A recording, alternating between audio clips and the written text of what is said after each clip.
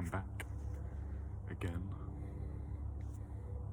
amongst nature, the trees, the birds. They just be doing their things, just growing, flying about. It's kind of what we're doing, aren't we? We're just peopling about, doing some human shit, go to work. Yeah, obviously there's a lot more. Right. I've actually got to think of something to say. That's a crazy thing. I press play and then I'm sort of thrust into chaos and I'm like, oh god, thoughts, words, but they're coming, they're flowing out so far. How long for? Who knows? It's the exciting thing about this, about what this is. So yeah, something has led you to listen to this. Reasoning. What reasons? I was going to talk about something. It wasn't the topic that, I want to talk about are altered states of consciousness. The many rooms, I suppose, in the palace of mind. And in a way, we often don't notice the way that we sort of drift into these different states. Like you're daydreaming, for example. You're engaged in some kind of task and then suddenly your mind just wanders and starts thinking about some embarrassing thing you did like 3 years ago, and your mind just gets captured by that thought. And then sometimes you can sort of create more suffering for yourself by thinking, why did I do this, why did I do that? Or you can have the thought like, oh, that's pretty funky thoughts, just plop up, and just laugh at yourself. Don't take yourself seriously. And we also enter altered states, kind of trip balls when we sleep, basically. You're basically in a state of psychosis for a little bit. Just weird shit happens, and then you wake up, your dream avatar dies, and you're like, oh, I'm here. This is the real world. That was the dream world, obviously. Of course, that raises the question, is this all a dream? Who knows? I'm pinching myself and I'm still here, so obviously I can be certain. But that is a strange thing. We don't mourn the death of our dream avatar, do we? It's interesting, What if after we die, it's a bit like waking up from a dream, it's just blop, you're like, oh, this is the real thing, that whole human shit with, 2 eyes, 2 ears, 1 nose, all these limbs. That's an interesting thing. We've got 2 of everything, don't we? Well, not everything, obviously, but take the brain, for example. It's bifurcated into these 2 hemispheres, and we see these 2 hemispheres throughout all of nature. Why exactly do we have that? I don't know. I'm just asking the questions, I'm not answering them. I'm just creating more confusion, more chaos for everything. Because why have order? It's just boring and predictable. I think, yeah, you need to have like a nice balance between order and chaos, I suppose. But I've got a bit sidetracked. Altered states of consciousness. I've only really talked about dreams and mind wandering, and obviously you've got the most notable examples of psychedelics. Those things. You just eat a mushroom, then sure enough you're, in some kind of different world. It's the same world, but often people tend to report this sense of peering deeper into its reality, as though the world they are acquainted with during a psychedelic experience is more real than real. And I think that sort of, that sense comes from the fact that, I don't know, it's like someone could, you know, look at a leaf, for example, and in everyday normal life, you know, when we're old, I mean, perhaps when you're kids, if you're a child, you'll look at a leaf and be like, whoa, but part of life is that you become habituated to just everyday things. You become habituated to trees, noises, your surroundings, such that you don't notice it. You don't notice the immense complexity that's just in your hand, you know, all these wrinkles, and you can, you know, zoom further in, and it's like this never-ending pattern. You know, you can zoom in on your hand, and you know, you can see the skin cells and all sorts of weird shenanigans occurring at the, you know, the cellular, subcellular, I cannot pronounce that word for some reason at the moment. You know what I mean? And I suppose in one way you can sort of understand the altered state that you enter on a psychedelic experience is it sort of breaks apart the way you are habituated. And this is not just in the perceptual manner, the way you're habituated to the sensory environment, but it's also at a more cognitive level, the way you'll sort of have this habituated thinking patterns, you know, these structures and narratives that your mind constructs for themselves, you know. I mean, and this sort of, I don't think this sort of effect that points to the real therapeutic use of certain psychedelics in a, you know, controlled setting. It sort of, it enables the deconstruction and the deconstruction of certain maladaptive ways of thinking, I suppose, the ways you're misframing reality. You know, some people might have this sort of cognitive frame. It may not even be explicitly thought to themselves. It could just be this implicit sort of frame that, you know, they need to be doing this or they ought to be doing that. How can I give an example to sort of clarify what I'm trying to say? You know, some people might have sort of the thought that, I don't know, I'll use my own example. You know, I mean, psychedelics in general have been used very effectively for treating certain addictions. You know, in the 60s, for example, there's a number of studies before they started, you know, criminalizing research, which was just fucking stupid. It's really stupid. But there was a lot of very interesting data about, you know, ceasing cigarette smoking, for example. People, you know, I don't know what the success rate, but it's something absurdly as like, I don't know, 80 or 90% for some studies, that people would have, you know, an LSD experience, and then it would help them, you know, break that kind of habit, you know, the way they habituate. Because, I mean, addiction is a form of habit, pretty much. It's this sort of, this pattern of behaviour that you become ossified into. And you have to smoke. You need to be having something in your hands, for example. It's and it's all very yeah. It's, I think that's quite a central aspect, I suppose, of the psychedelic experience. It's in terms of unveiling the habits.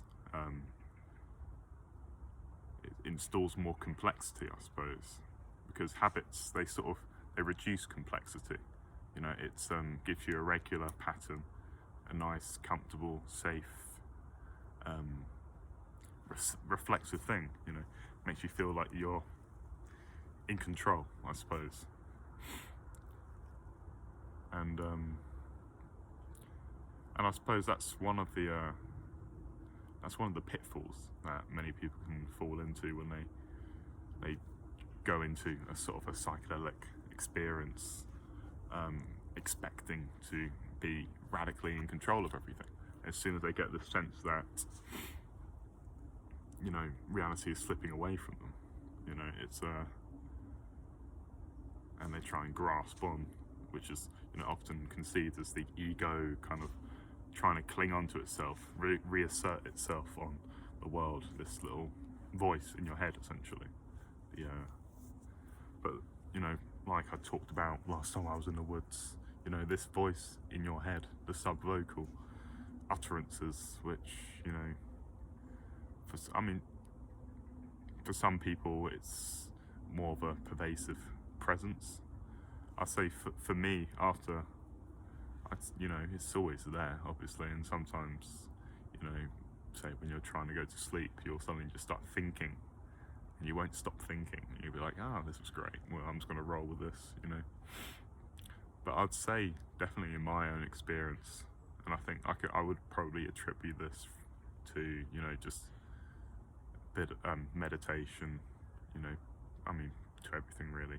I'd say that I have more longer periods of silence, I suppose, where I'm just walking, not really thinking about anything in particular. It's all just, I suppose, just existing, being. And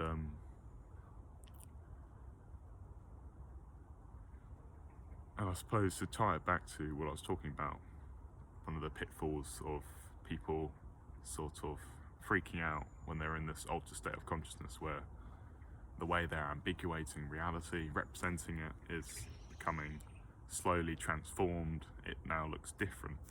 I'd say, for me, it's the novelty, which is quite a significant aspect, because, you know, you ingest something, you know, like LSD or whatever, and suddenly you're sort of the same body you have, the same, you know, whatever items are in your surrounding, you know, you can, I mean, it depends how much you do, obviously, but you can still sort of see them for what they are. You're not going to totally, unless you know, drop like 25 tabs or something crazy.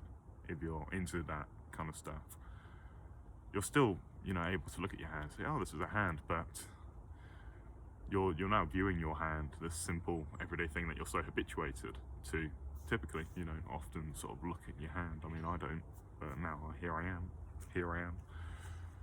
You're looking at your hand and it's sort of transformed in this different kind of way. You know, you might begin to notice, you know, the particular colours and shading, the way you're, you know, the sort of the wrinkles, I suppose.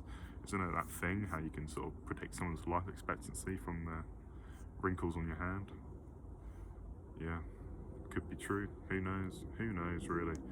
But I'd say, I mean, even in an everyday sort of sense, you know, you don't have to be tripping balls to notice the, you know, this inherent complexity in just your fingertip, the world in the nail of your hand. And I think this points to just, I mean, just a general sort of aspect of reality. It's just this fractal-like scaling, you know, at our layer of our human experience of middle-sized, medium-sized objects and things we can grab and touch and whatever. You know, that's our scale.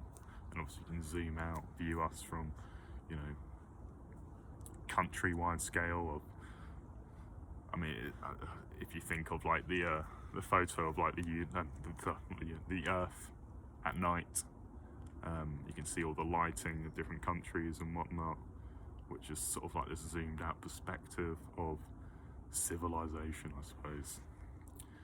And you can zoom further out, view the Earth as a part of a solar system, zoom further out, and all that funky stuff. And also, you know, take our own individual organism. You know, we have this fucking body. It's pretty funky.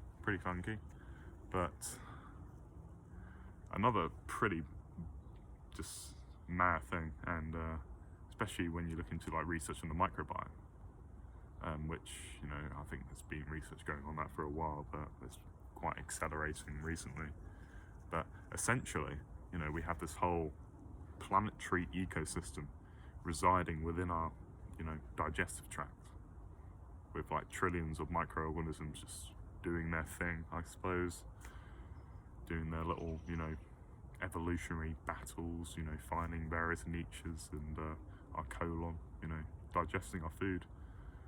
I mean, and there's some more research coming out in psychology about the way that the gut-brain axis, the way these microbes sort of have this very strong effect on various aspects of our psychology, you know, in contributing to, you know, depression, for example. Inflammation in the gut has been linked to that, and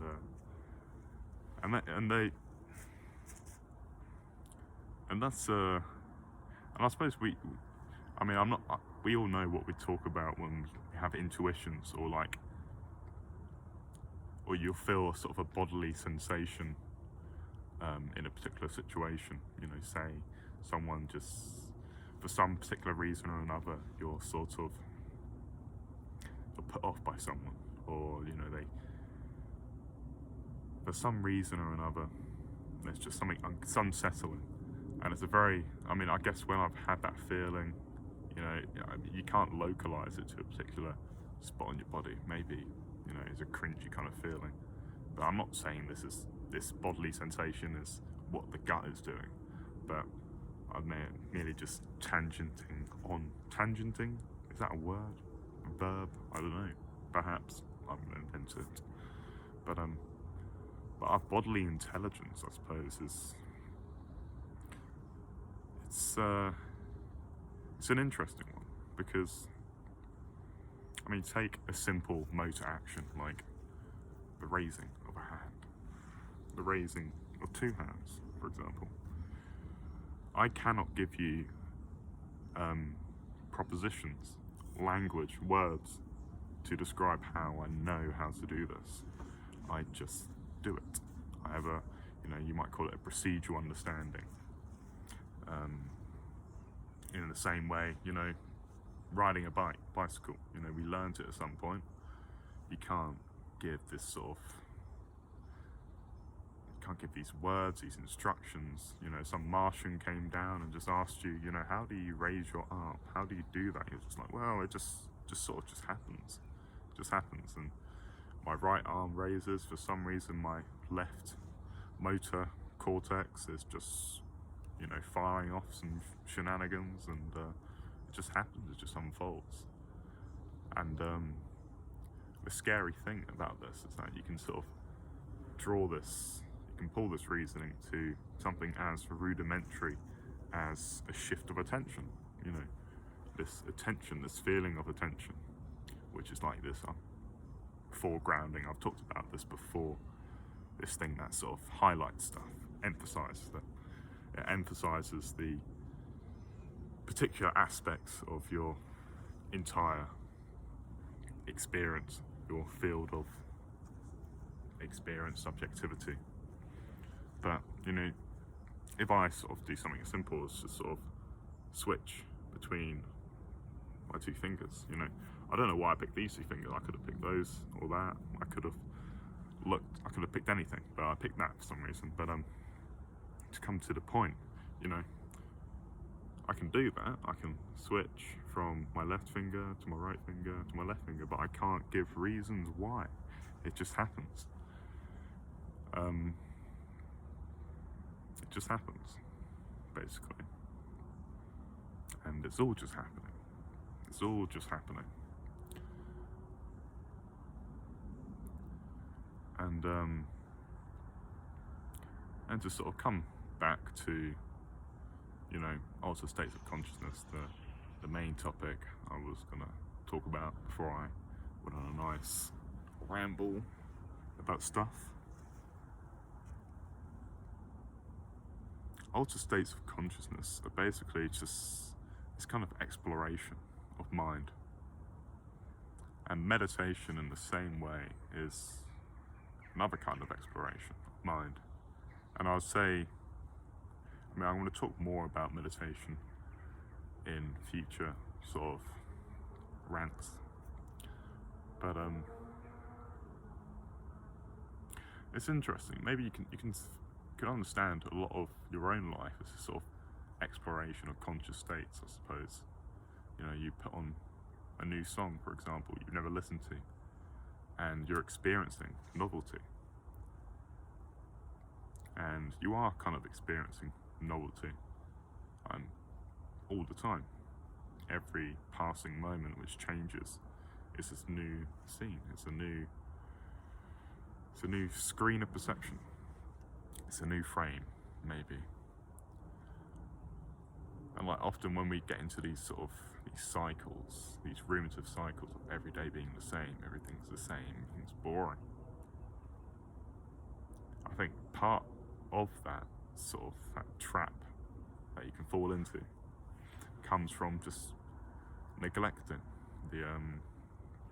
what's directly in front of you. I mean, I'm not going to say everything comes from neglecting experience, but it is a kind of negligence of the inherent complexity of everything, of your next thought, your next sensation.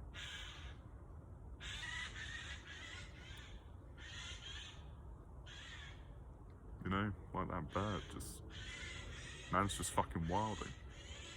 I did not predict that, you know? And I think he's telling me to stop. So I am gonna stop. Okay. Adios.